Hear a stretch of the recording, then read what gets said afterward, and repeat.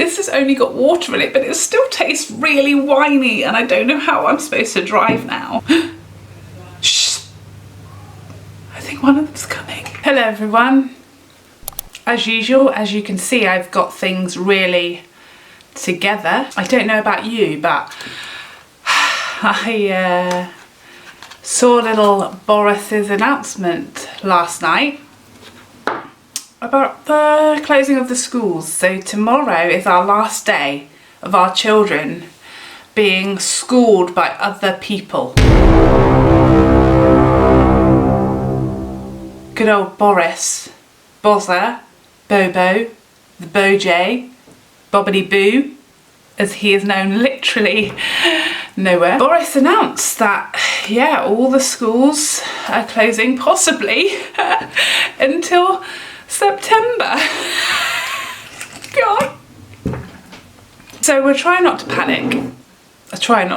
You know, it's going to be great. It's going to be great. Lots of parents immediately took to Facebook and have just started uploading all kinds of ideas for crafts and ideas for a schedule of what homeschooling could look like, as if that's going to help anyone.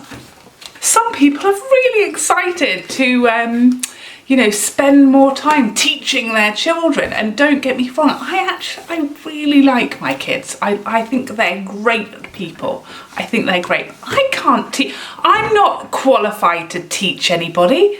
Are you mad? You think my daughter is 5 years old, and she came home the other week talking about extended noun phrases. I know, what the heck is that? I've no idea what that is. I'm struggling even to help her with her homework. My go-to tactic of dealing with my 5-year-old's homework is to say, do you understand what you should be doing? And she says yes, and I go, then you're doing great. That's the whole involvement I have with the homework, because I don't understand any of it. Any of this. I don't remember doing this. What's a noun? Let alone an extended noun phrase. What does that mean? She's 5.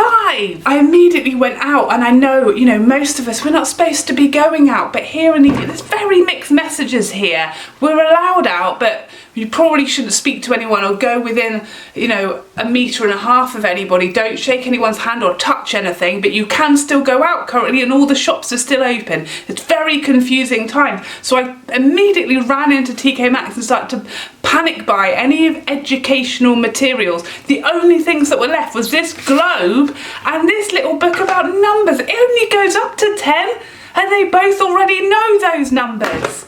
Now what am I supposed to do? The school keeps sending me links of websites, but the schedules that mums keep putting on Facebook all say no screen time, no screens, but everything is online. So what am I supposed to do? Teach them from my own brain? There's nothing in there of any use to anybody. It's just an endless circle of what am I going to watch? What am I going to eat? How long is it until dinner time? What am I going to feed these people? They're going to eat me out of house, and I haven't got any snacks left. They aren't even home yet. They've only been home a couple of hours a day. And now they're going to be home all of the hours, and I don't have enough food. I don't know about you, but I'm just not cut out for teaching. I tried to teach my son to do the phonics sounds of the letters, and for one, I don't know which is C and which is K. They're exactly the same to me, you know, like like, and then there's some, so I can't remember the song. Isn't that just adding things to learn? Isn't that making it harder to make them learn a song instead of just the letter? None of it makes any sense to me. I was trying to teach him just to learn his name. I don't know why we picked a name with so many letters in it. Why couldn't we have just gone with Alf or Ian or Joe?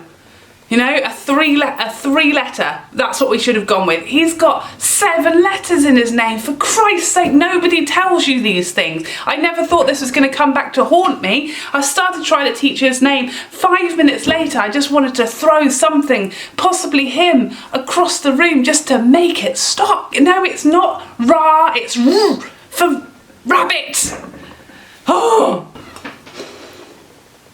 This is really cause for some deep reflection. I feel like the one subject I might be able to help out in is French, because I know bonjour, au revoir, Ça va très bien, merci.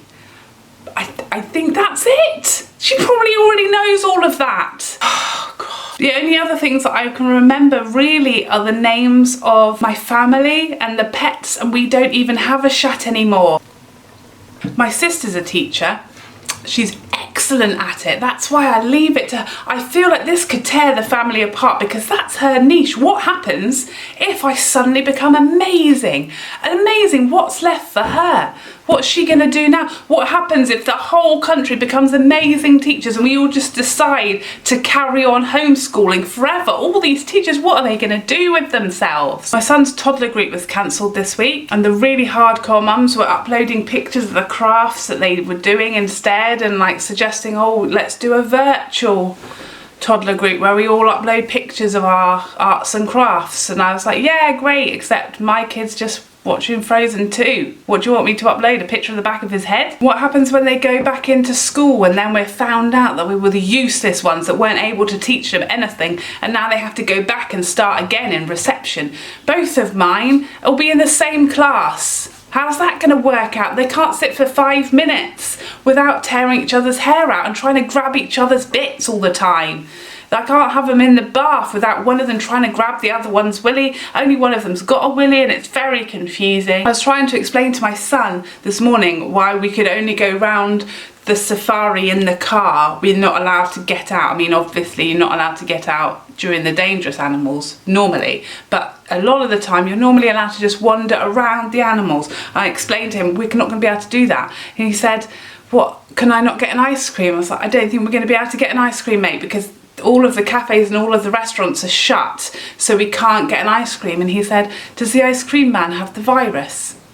So I just said yes, because I thought that was probably the best thing to do and just the easiest, quickest end to this conversation, you know? And that's the kind of teaching that I go for. That's my style. That's why I'm not supposed to be in charge of this, because when they ask me questions like that, I just say yes, because I can't be bothered. My daughter genuinely asked me the other day about how babies got put inside stomachs for the first time.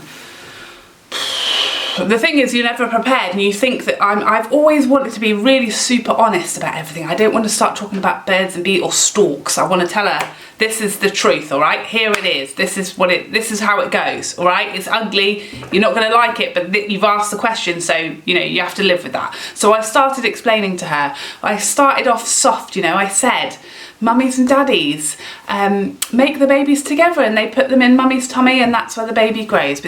But then she had to ask for more detail. So she said, how does the daddy and the mummy get the baby inside? So here's where I went wrong, and I won't lie to you, because I didn't want to say sperm, and I don't know why. I don't know what's wrong with, I don't know why I didn't just say sperms, but I thought, one, she's not going to know what that is. So I needed to think of a describing word for a sperm. I need to think of an adjective. Is that right? Is it? Is that what it is? I should have gone with tadpoles. Everyone I've spoken to since said, why didn't you say tadpoles, Charlotte? I thought, well, of course, now I can think of the word tadpole. Of course, now it's in my head. A tadpole, brilliant. These little tadpoles come from daddy, and they marry up with the eggs that come from mum. That's what I should have said, but the only word I could think of to describe a sperm to a 5-year-old was worms.